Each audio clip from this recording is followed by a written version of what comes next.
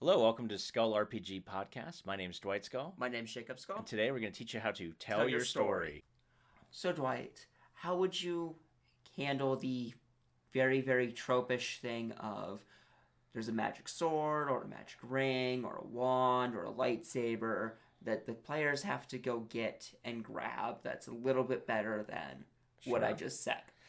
Yeah, the device is known as the McGuffin. I don't know why, it's just what I've known. And so this device serves as a trigger for a plot line.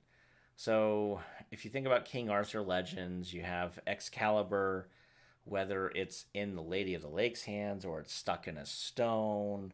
The sword itself is this big thing that like signifies the power of England, and whoever owns it has the rightful place to be the king of England. And Mm-hmm. a lot of old school fantasy, and even sadly a lot of new school fantasy, is very much one guy. Yep, literally one guy, being very gender specific here, with Yep. one sword, very huge phallic symbol, and he will save the world with the one sword. Now you have a little bit of things off of that, like the One Ring is this evil MacGuffin in Lord of the Rings, which has to be destroyed because whoever has the One Ring is actually kind of owning the lives and fates of those with the nine rings and the seven rings, nine of the humans, seven of the dwarves, and then a corrupting influence on the three of the elves, even though like the elves made the rings themselves.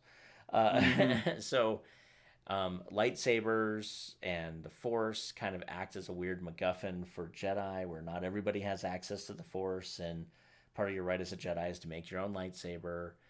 And then, of course, there's so many of those things in J.K.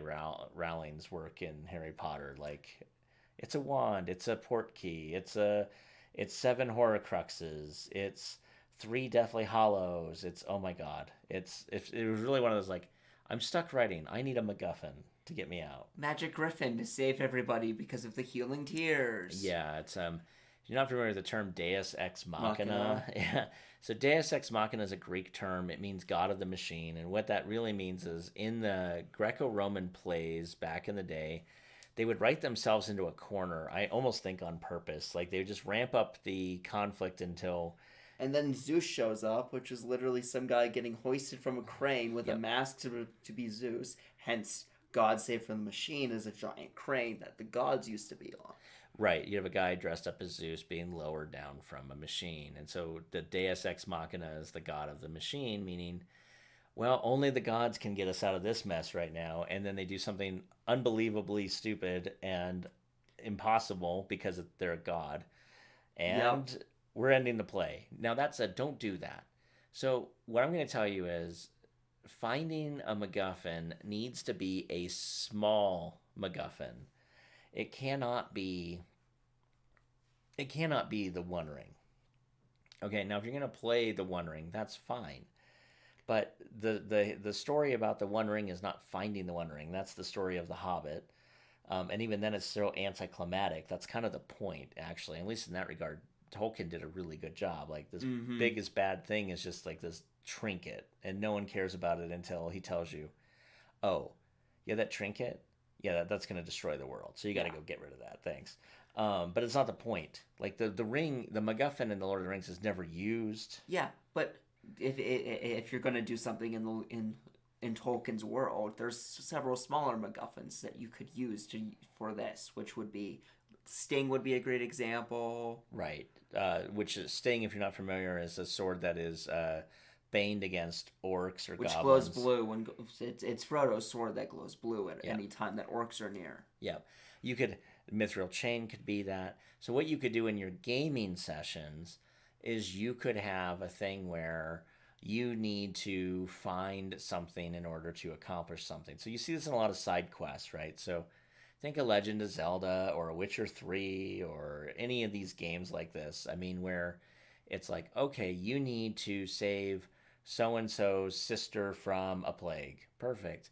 You go to the witch doctor, and the witch doctor says, "Oh, I need the herbs from this magical mountain, and if I have those herbs, I can help you out. Oh, also, I'm going to need this laundry list of other crap as well, like werewolf fur and like the eye of some weird toad." Okay, fine.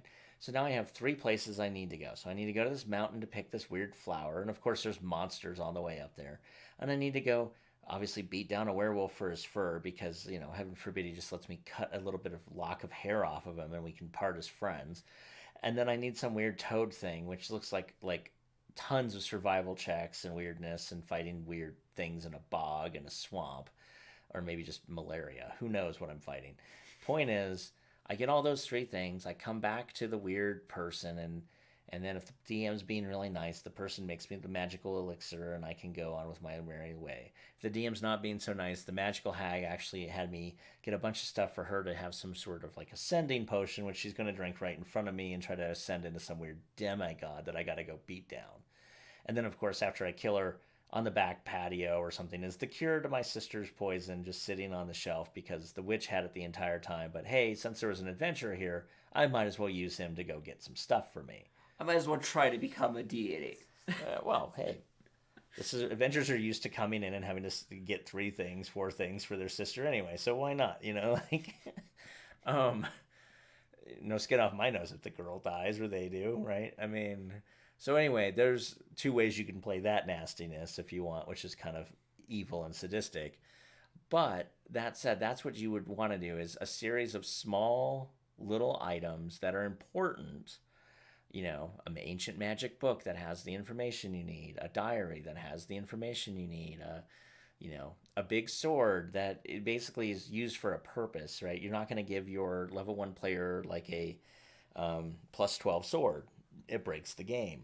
But instead, you could give them a sword that does one specific thing really well. Once it does that thing, it loses its abilities.